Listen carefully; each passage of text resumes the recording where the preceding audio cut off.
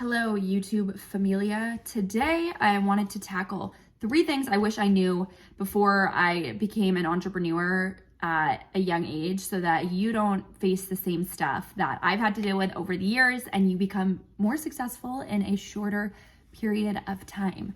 The first thing that I wish I had known before I started a business as a young person under the age of 18 is that it is illegal under 18 to sign contracts. Now, you may think, oh, wow, of course. How did you not know that? Well, I didn't know it because no one told me it, nor did I have any experience in business at that age. So between about 14 to 16, I was doing TV segments, working with brands I would email who would pay me to go on TV and talk about them. And though I didn't know that I couldn't necessarily sign these contracts because I was underage, I also never disclosed my age to brands because I never wanted them to judge me for my age or say no to me because of the fact that I was under 18. So here I am, little old me, well, little young me, signing contracts illegally, not realizing the repercussions of what would happen when things go wrong. And let me tell you, things went wrong and the contracts were not applicable because of my age. So one thing I would have done differently is gone to someone, at least in my family, or even call up a lawyer in my town and just get some unsolicited feedback on what the contract says and what can happen if I sign this contract. And then from there, not being ashamed of my age and going back to a brand. For me, I was working with like Target, Kohl's, Kmart. And so even though those are big, pretty scary brands, I should have gone back to them and made them aware of my age, just so they knew that the territory we were in and that I had someone helping me behind the scenes. That's really appealing to a brand. And even though they may back out of a partnership if they realize your age, a lot of them will want to continue to work with you just because of the fact that you're showing how resilient and how authentic you are by saying that you are aware of your age and you would look forward to pursuing this partnership, but you also have to be transparent about the fact that this contract isn't totally applicable to you, but that you've also had someone review it so that you know what the terms are and what the brand is specifically looking for if you are in the content creator influencer industry.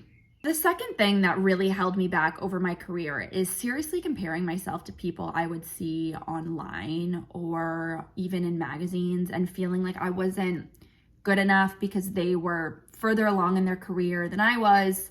And in reality, I spent so much time growing up in my late teens, early 20s, comparing myself to other people who simply just don't have the same story that I have.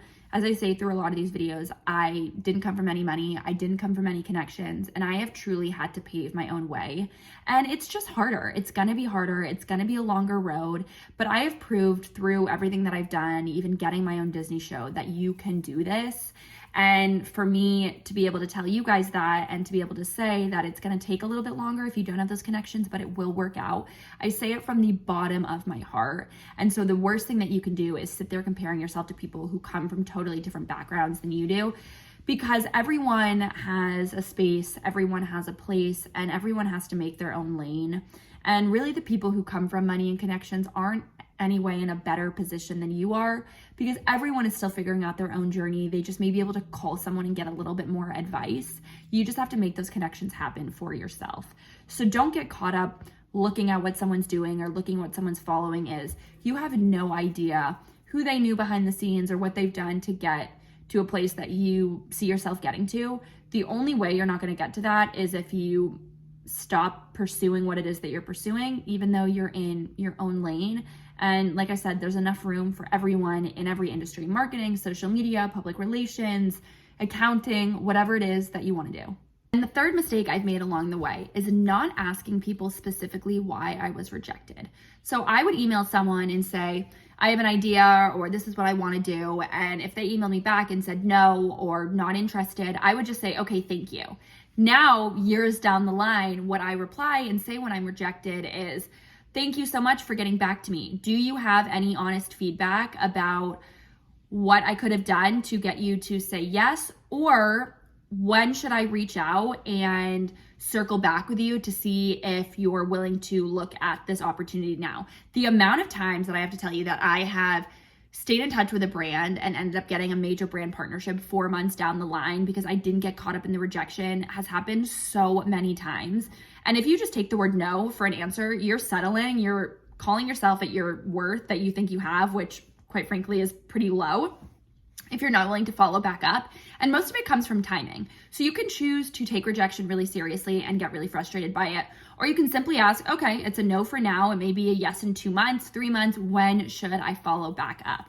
Don't ever feel ashamed to reach out and ask how a company is progressing, or if they have the budget now, or what it is that would make them be able to work with you. And you're only gonna hold yourself back if you're too nervous for their honest opinion. And if you want to work in the business field, you have to be ready to get rejected, get yourself back up, either find someone new who will say yes to your idea. I like to think someone smarter who will say yes to your idea, or stay in touch with the same company, because things shift and time kind of heals all wounds. And you would be surprised at how reaching out in a few months can get you back in the door with someone who said no to you officially a few months ago. And remember, if you're signing contracts underage, if you're pursuing something at a young age, it is phenomenal, it is admirable, but you really do want to do it in the right way, because when you're in the big leagues, when you're working in business, things are going to go wrong. And you have to also be aware of the fact that you are young and you don't have all of the answers. Being naive is one of the things that I think has really gotten me far in my career, because starting at such a young age, I didn't have all of the answers and I wasn't that afraid of rejection. And as I've gotten older, I realized there are definitely things I wish someone had told me, like what I'm telling you in this video, that would have set me up for success sooner on and wouldn't have made me so frustrated when I was rejected. So make sure to follow and subscribe, like this video right here, so that you get a notification every single time a new video comes out on Tuesday and Thursday. I've also got a weekly newsletter where I talk about some of my favorite brands and trends in the space, more things that I wish I knew as a young entrepreneur, and everything going on in a day in the life of Alexa Curtis. So thank you again for following on YouTube, and I'll see you guys next week for a new video.